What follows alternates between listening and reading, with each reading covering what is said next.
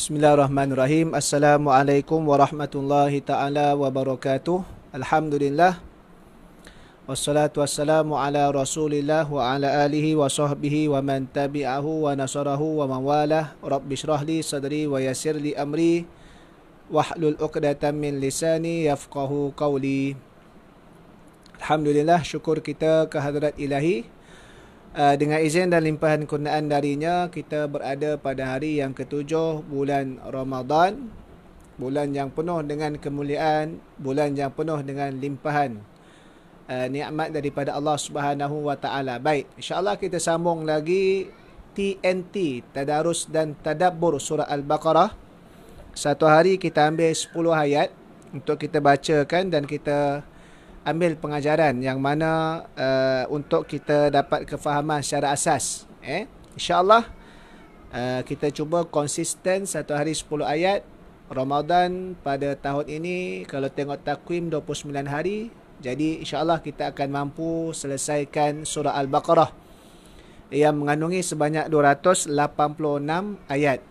Baik, jadi hari ini hari yang ketujuh, kita nak masuk ayat yang ke-61 sehingga yang ke-70. Jadi sebagaimana biasa, kita akan bacakan. Jadi boleh ambil mushaf ataupun tengok dalam telefon pintar masing-masing. Jangan lupa muat turun aplikasi atau software Al-Quran Al-Karim dalam telefon pintar. Dan juga boleh tolong terus sebarkan pautan-pautan ke kumpulan-kumpulan dan juga kenalan-kenalan di media sosial untuk kita meramaikan lagi dan kita memeriahkan lagi. Baik, Jadi kalau ada sebarang persoalan nanti boleh tinggalkan di ruangan komen. Kita hanya mengambil masa sekitar 30 minit ataupun 40 minit, tak lebih daripada 40 minit insya-Allah. Baik, kita tengok ayat 61 ayat 61 sampai ayat yang ke-70. Muka surat 9. Baik, boleh tengok buka mushaf muka surat 9. Jadi kita akan baca, yang berada di rumah masing-masing boleh baca sendiri jugalah, boleh ikuti bersama. A'udzu billahi minasyaitonir rajim. Bismillahirrahmanirrahim. Wa idh qultum ya Musa lan nasbira ala ta'amin wahidin fad'u lana rabbaka yukhrij lana mimma tunbitul ardu min baqliha wa kithaiha wa fumiha wa adasiha wa basaliha qala atastabdiluna alladhi huwa adna billadhi huwa khair ihbitu misran fa inna lakum ma sa'altum wa duribat alaihimudz dhillatu wal maskanah wa ba'u bighadabin minallah dzalika biannahum kanu yakfuruna biayatillahi wa yaqtuluna an-nabiyyina bighairil haqq dzalika bima 'asaw wa kanu ya'tadun innal ladzina amanu wal ladzina hadu wan nasara was-sabiina man amana billahi wal yawmil akhir wa 'amila shalihan falahum ajruhum 'inda rabbihim wala khaufun 'alaihim wala hum yahzanun. وَإِذْ أَخَذْنَا مِيثَاقَكُمْ وَرَفَعْنَا فَوْقَكُمُ الطُّورَ خُذُوا مَا آتَيْنَاكُمْ بِقُوَّةٍ وَاذْكُرُوا مَا فِيهِ لَعَلَّكُمْ تَتَّقُونَ ثُمَّ تَوَلَّيْتُمْ مِنْ بَعْدِ ذَلِكَ فَلَوْلَا فَضْلُ اللَّهِ عَلَيْكُمْ وَرَحْمَتُهُ لَكُنْتُمْ مِنَ الْخَاسِرِينَ وَلَقَدْ عَلِمْتُمُ الَّذِينَ اعْتَدَوْا مِنْكُمْ فِي السَّبْتِ فَقُلْنَا لَهُمْ كُونُوا قِرَدَةً خَاسِئِينَ فَجَعَلْنَاهَا نَكَالًا لِمَا بَيْنَ يَدَيْهَا وَمَا خَلْفَهَا وَمَوْعِظَةً لِلْمُتَّقِينَ وَإِذْ قَالَ مُوسَى لِقَوْمِهِ إِنَّ اللَّهَ يَأْمُرُكُمْ أَنْ تَذْبَحُوا بَقَرَةً قالوا أتتخذنا هزوا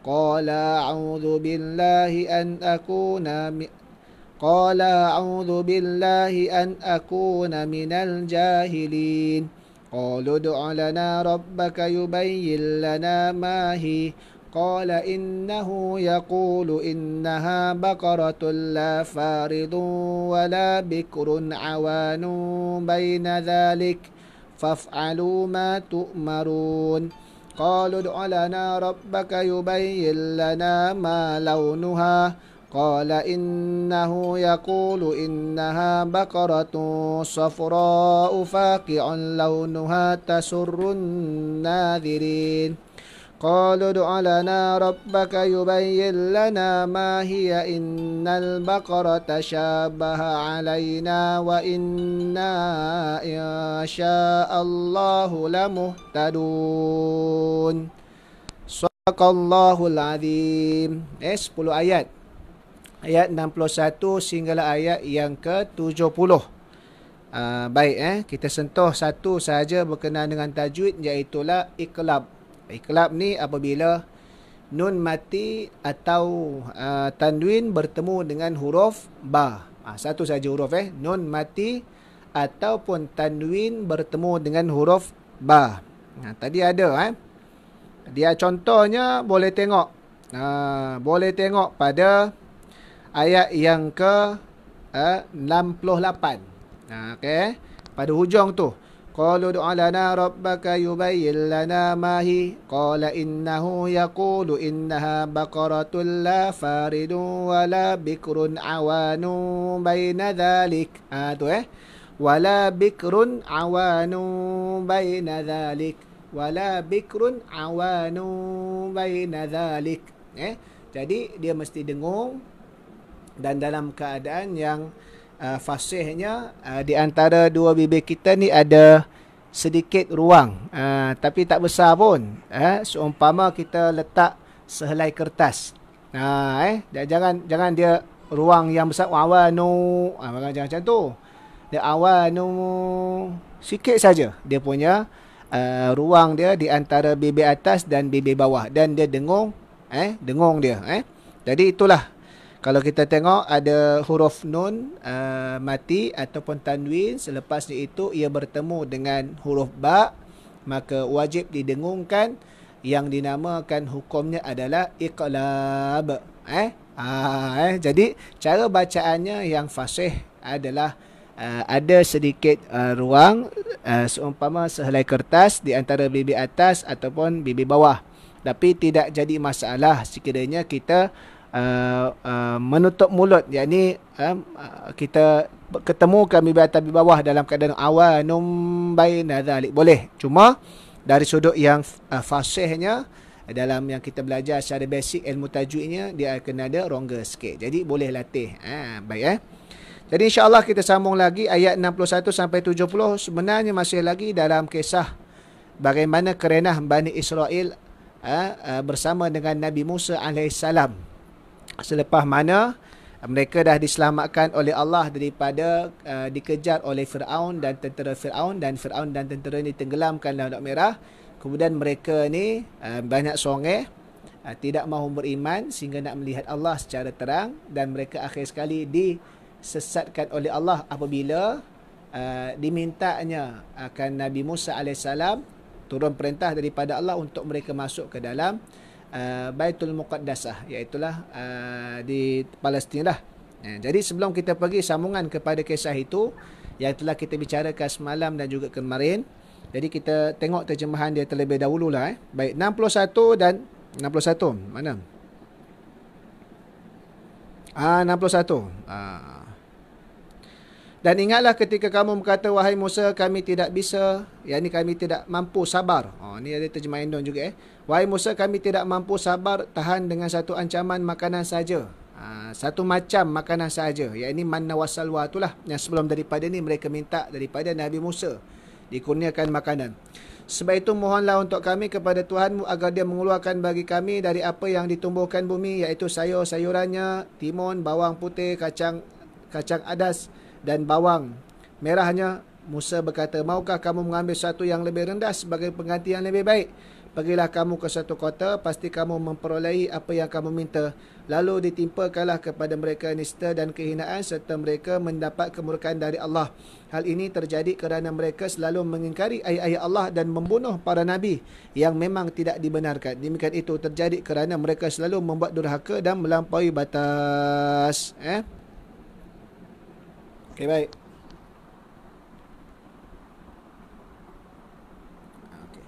Ayat 62, sesungguhnya orang-orang mukmin, orang-orang Yahudi, orang-orang Nasrani dan orang-orang Sabi'in, siapa saja di antara mereka yang benar-benar beriman kepada Allah hari kemudian dan beramal soleh, mereka akan menerima pahala dari Tuhan mereka, tidak ada kekhawatiran terhadap mereka dan tidak pula mereka bersedih hati.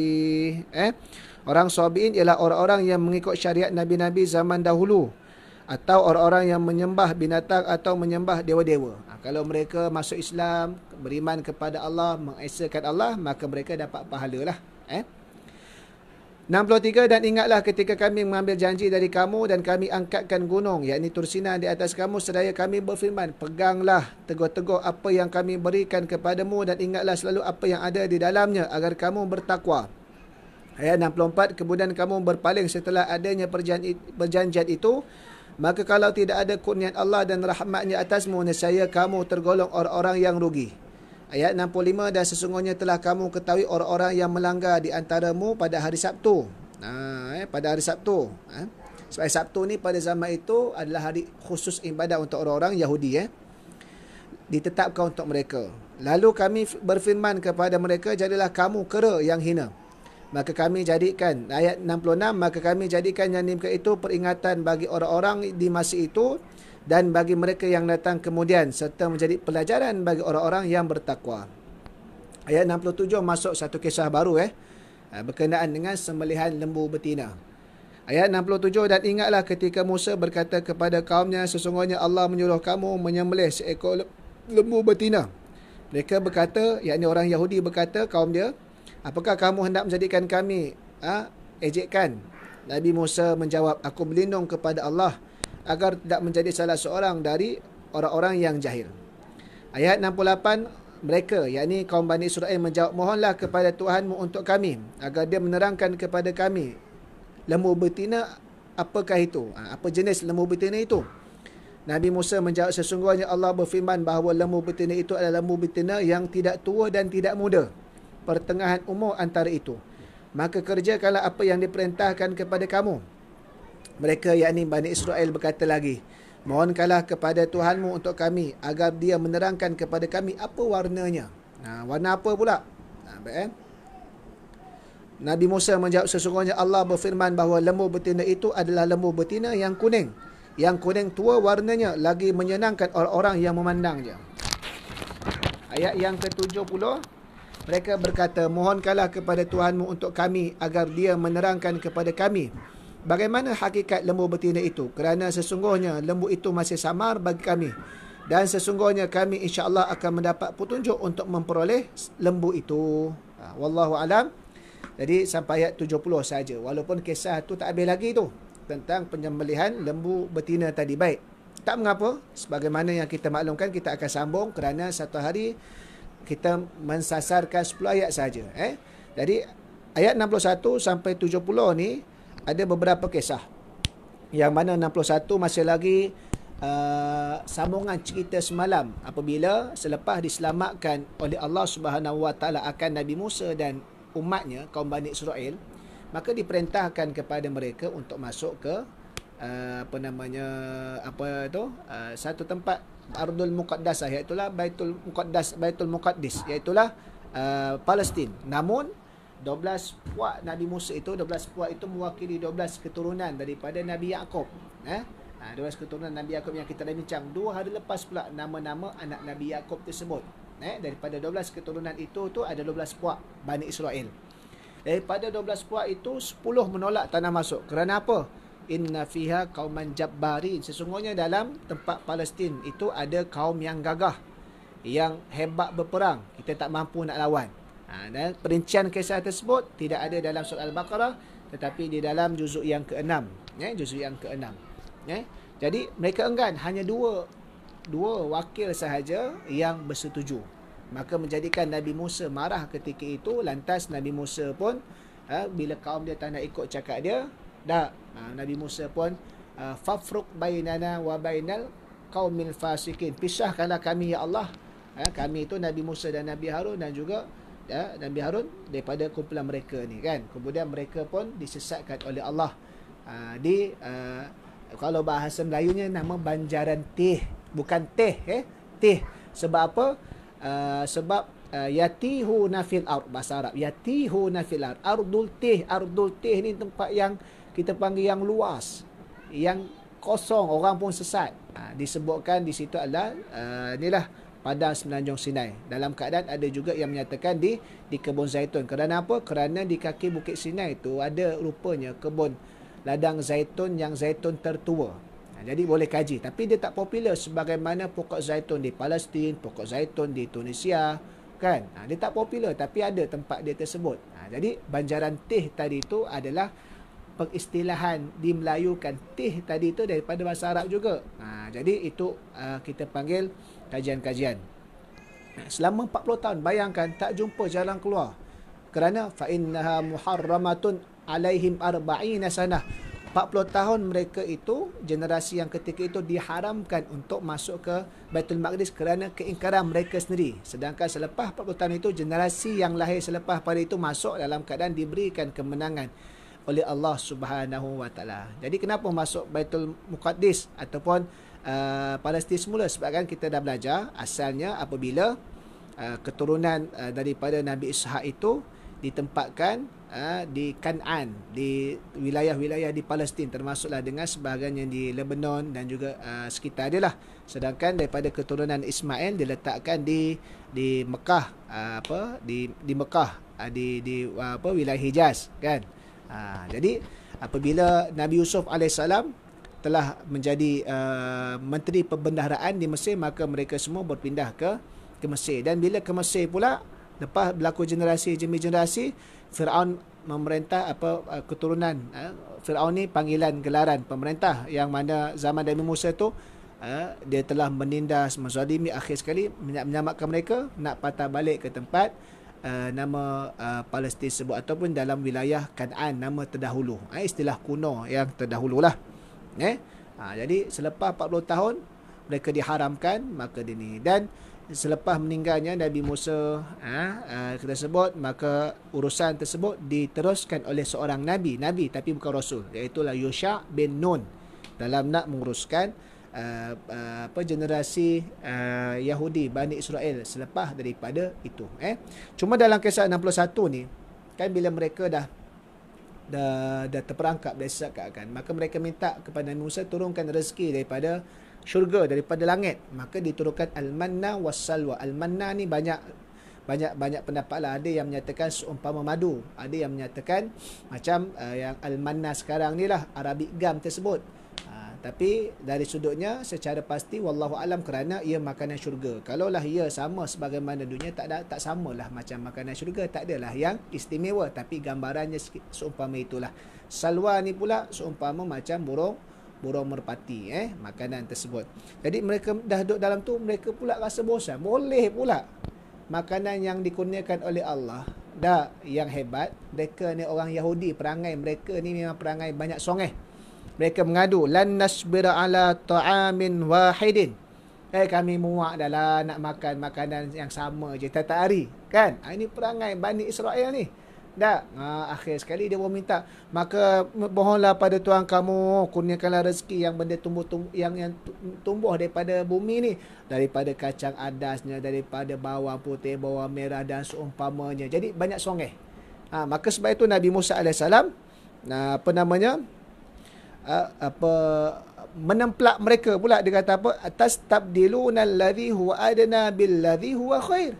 Kamu nak minta benda yang diberi, benda yang hebat daripada langit, makanan nikmat syurga, tiba-tiba kamu nak minta hanya makanan yang tumbuh di bumi saja. Contohnya lah, orang bagi ke kita ni nasi Arab kambing. Tiba-tiba tak naklah nasi Arab kambing, saya nak makan ikutlah apa yang benda yang lebih murah sikit daripada nasi Arab tu. Kan nampak dia banyak songeh. Sebab itu Bani Israel ni banyak songeh. Kemudian Allah Ta'ala pun memberikan kepada mereka tadi itu, walaupun mereka itu mendapat kemurkaan daripada Allah atas sikap mereka tu yang banyak songeh. Sebab kita dah bincang dah, memang antara kriteria sikap Bani Israel ni banyak songeh, suka tanya. Tanya tu bukan tanya nak tahu kebenaran, bukan tanya nak beramal. Tahu tu pula tu nak cari alasan. Salah satu sikap mereka nak bertanya. Dan ayat yang 62 Allah Ta'ala beringat, siapa-siapa sahajalah orang Israel, orang Yahudi ke, orang Nasrani ke, orang Sabi'in, orang syariat umat terdahulu pun sekalipun, kalau mereka menepati kehendak, iaitulah beriman kepada Allah dan hari akhirat mengesakannya, mereka ni semua selamat. Mereka mendapat ganjaran di sisi Allah. Mereka selamat. Tapi masalah mereka tak beriman. Mereka ni tak nak beriman. Maka diceritakan pula di situ berkenaan dengan ini secara ringkas, yang secara perinci ada cerita pada juzuk yang lain, bagaimana Bani Israel ini, kaum Yahudi ini disumpah, ditukarkan mereka kepada kera apabila telah ditetapkan untuk mereka hari Sabtu adalah hari khas untuk beribadah, maka tidak dibenarkan untuk melakukan aktiviti yang lain, aktiviti perniagaan yang lain. Di antara aktiviti perniagaan ekonomi mereka adalah mereka ni kita panggil tangkap ikan lah, aktiviti mereka ni. Jadi bila hari Sabtu dah tak boleh, maka mereka pun licik helah tadi tu. Diuji pula pada satu waktu tersebut, hari Jumaat tu kelihatan dapatan, ikan-ikan ni banyak, maka mereka pun pasang jaring, pasang jala awal. Jadi hari Sabtu mereka tinggal lah, hari Ahad mereka pun ambil. Jadi helah licik mereka ni. Dan akhir sekali mereka melanggar janji itu, mereka pun dijadikan oleh Allah Subhanahu wa Ta'ala kera. Maka disumpah oleh Allah, Bani Israel ini, kaum Yahudi itu jadi kera. Ada khilaf ulama, sama ada kera sungguh, memang jadi kera sungguh, badan fizikal kera sungguh menjadi kera. Ada pandangan yang lain menyatakan kera di sini tidaklah fizikal yang berubah menjadi kera, tapi sebagai satu sifat kehinaan gambaran, kerana kera ni suka melompat, tak dengar cakap pula, nakal. Jadi begitulah mereka ni, sikap mereka dijadikan seumpama demikian sebagai satu kehinaan atas mereka, kerana mereka telah melanggar perjanjian dengan Allah Subhanahu wa ta'ala. Sebelum daripada tu, kisah mereka disesatkan oleh Allah kerana juga melanggar perintah Tuhan, kan? Sebelum daripada dalam masa yang sama itu juga ada juga kisah berkenaan dengan Nabi Musa cukup marah selepas Nabi Musa balik daripada bermunajat kepada Allah di Tur Sina, dan selama 40 hari mereka pula boleh lupa akan nikmat Tuhan. Mereka pula buat sembahan anak lembu Samiri, oleh Samiri itu, yang mana mereka syirik kepada Allah. Ni banyak ragam orang Bani Israel ni. Sebab itu Allah Ta'ala rakamkan kisah ni, kerana antara cabaran kita nak berhadapan dengan kerenah musuh, kerenah manusia ni bukan mudah. Termasuklah kisah lagi mereka ni melanggar janji daripada Allah, buat licik, buat tipu daya pula, tidak mau beribadah bersungguh-sungguh. Maka Allah Ta'ala tukarkan mereka kepada kera. Cuma kera tadi tu ada dua pandangan ulama lah. Satu yang mengatakan memang tukar sungguh fizikal mereka, yang kedua hanya pada watak mereka kerana disifatkan sebagai orang yang hina. Dan selepas daripada itu, ayat 67 sampailah 70 yang kita baca, tapi tak berhenti sampai 70 lah, ada lagi 67 itu bermulanya satu kisah berkenaan dengan penyembelihan lembu betina atau sapi betina. Inilah yang dinamakan surah Al-Baqarah. Salah satu elemen utama penceritaan berkenaan dengan kisah lembu pada zaman Nabi Musa AS, yang mana riwayatnya ada orang kaya daripada kaum Bani Israel ini dibunuh. Kemudian mayatnya itu diletakkan berdekatan dengan kampung tempat yang dibunuh. Maka bila orang pun nampak ada mayat mati, maka bergaduhlah dua kampung ni, penduduk dua kampung ni saling tuduh-menuduh di antara satu sama lain. Yang kampung asal orang Bani Israel yang kaya mati itu tuduh kampung sana sebab mayat dijumpa sebelah sana. Orang sebelah sana pula menafikan mana ada, maka dia tuduh balik orang kampung yang asal nak fitnah mereka, ataupun yang telah iri hati terhadap orang kaya yang dibunuh itu dan nak fitnah mereka, kan? Lantas mereka pun minta kepada Nabi Musa supaya diberikan petunjuk bagaimana nak selesaikan kes ni. Orang-orang Bani Israel ni dia suka minta. Minta tu pula tu minta dalam keadaan yang kita panggil membebel, ataupun minta dalam keadaan yang banyak songeh jugalah, sebab dia tahu Nabi Musa ni diberikan kelebihan oleh Allah. Wa kallamallahu Musa taklima. Sikit-sikit minta. Benda hal yang boleh diusahakan dulu pun tadi tu. Minta tu sebab malas. Bebel banyak. Baik. Jadi, Nabi Musa pun minta. Lantas Allah Ta'ala perintahkan Nabi Musa supaya beritahu pada mereka, cari seekor lembu betina, sembelih. Kerana apa? Sebahagian daripada anggotanya itu akan diketuk atau macam dipukul kepada jenazah mayat itu untuk bangkit semula, menceritakan siapakah yang pembunuh sebenarnya. Ada satu riwayat mengatakan ekor dia. Tapi ada satu riwayat kata sebahagian anggota tadi itu akan dipukul pada mayat itu. Nanti mayat itu dengan kuasa Allah dihidupkan oleh Allah seketika, menceritakan siapakah pembunuh dia tadi, lantas dimatikan semula. Bila diminta untuk cari seekor lembu betina. Cari seekor lembu betina, kan? Untuk disembelih, mereka banyak songeh. Sebenarnya bila diperintahkan mana-mana lembu sahaja pun boleh diambil untuk disembelih. Tapi mereka ni banyak songeh sebab alasan tak nak sembelih. Dan mereka kata, kamu nak olok-olokkan kami ke Nabi Musa? Sebab itu Nabi Musa kata, aku berlindung daripada kalangan orang yang jahil. Kerana mereka ni banyak songeh, tak nak buat bagi alasan. Dalam tafsir Al-Azhar, Buya Hamka mengatakan kenapa mereka banyak songeh, salah satunya, dan kenapa diperintahkan sembelih lembu, kerana salah satunya mereka kan tengok kisah yang lepas, Samiri, mereka disembah patung anak lembu. Jadi disuruh sembelih lembu tadi tu sebagai penghinaan pada mereka. Sebab lembu tu mereka juga sembah, lembu tu juga kena sembelih, kan? Jadi sebab tu mereka banyak songeh tadi. Maka Allah Ta'ala nak menghina mereka dan nak menguji sepatuh mana mereka ni kepada perintah Allah dan sejauh mana mereka meninggalkan syirik terhadap sembahan patung anak lembu yang masih lagi ada, kita panggil tempias dia tadi tu pada keturunan mereka lah, kan? Baik, jadi itu antara yang dimaksudkan oleh Buya Hamka pada hikmah kenapa lembu tadi tu. Dalam masa yang sama, yang menghidupkan mayat tadi tu bukanlah lembu tadi tu. Yang menghidupkan tadi tu tetap adalah kekuasaan daripada Allah Subhanahu Wa Taala yang maha berkuasa menghidupkan dan juga maha berkuasa mematikan. Cuma diperintahkan lembu tu sebagai wasilah, sebagai nak tengok pembuktian kehambaan mereka tadi tu. Ini disebutkan oleh Said Qutb di dalam Fi Zilalil Quran. Jadi boleh je Allah Ta'ala nak hidupkan terus. Tak perlu nak kena sembelih, tak perlu nak kena sebat kepada mayat tadi. Tapi Allah Ta'ala nak tengok, nak menguji mereka, nilai kehambaan mereka terhadap satu perintah daripada Allah Subhanahu Wa Ta'ala tersebut. Maka jangan tanya benda yang merumitkan, kerana sebenarnya tanya dalam merumitkan dengan maksud untuk lari daripada perintah Allah, itu adalah sikap yang tidak comel. Itu adalah sikap orang Bani Israel, sikap orang Yahudi. Kemudian mereka tanya lagi, lembu yang macam mana? Nabi Musa pun kata, lembu yang tidak tua, tidak muda, pertengahan. Warna macam mana pula? Kan? Warna yang kuning, yang jelas nampak, dan ia bila tengok pun menyenangkan mata. Kemudian tanya lagi, lembu yang macam mana? Yang dah digunakan untuk membajak ke, untuk bekerja ke, atau lembu yang disimpan dalam ladang sahaja? Mereka tanya banyak. Jadi jawapan-jawapan tu nanti akan sambung pada ayat-ayat yang seterusnya. Tapi nak katanya, dalam kisah tersebut, akhir sekali selepas mana mereka bertanya banyak songeh, maka diberikan perincian-perincian sampai akhir sekali mereka pun rasa susah kerana sebab kemalasan ataupun sebab mereka yang banyak songeh tadi sendiri punya balasan.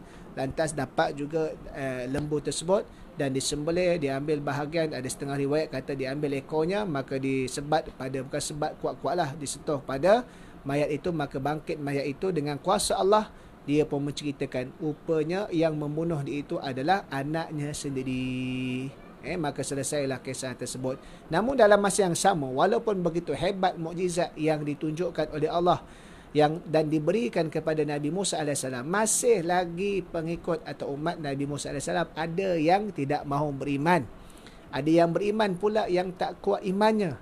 Inilah sikap umat yang dihadapi oleh Nabi Musa alaihi salam, iaitulah daripada kaum Bani Israel. Maka pengajaran dia daripada kita sembang ataupun kita bincang tadarus tadabbur ayat 61 dan 70 ini, yang pertama sekali, jangan banyak tanya atau minta sesuatu yang menunjukkan banyak songeh ataupun alasan untuk kita nak mengelakkan daripada melaksanakan perintah Allah. Yang keduanya, siapa sahaja mereka itu keturunannya atau zaman hidupnya yang beriman kepada Allah dan hari akhirat dengan mengesakan Allah dan penuhi syarat-syarat dia, maka mereka itu akan mendapat ganjaran yang baik di sisi Allah, selamat di dunia dan di akhirat kelak. Yang ketiganya, wajib patuhi janji, jangan licik dalam perjanjian yang telah dibuat sehingga kita mengambil kesempatan dengan melanggar janji tersebut dalam keadaan yang senyap-senyap. Dan yang keempatnya, iaitulah kuasa Allah dalam nak menentukan suatu perkara, sama ada mematikan serta menghidupkan perkara yang telah mati.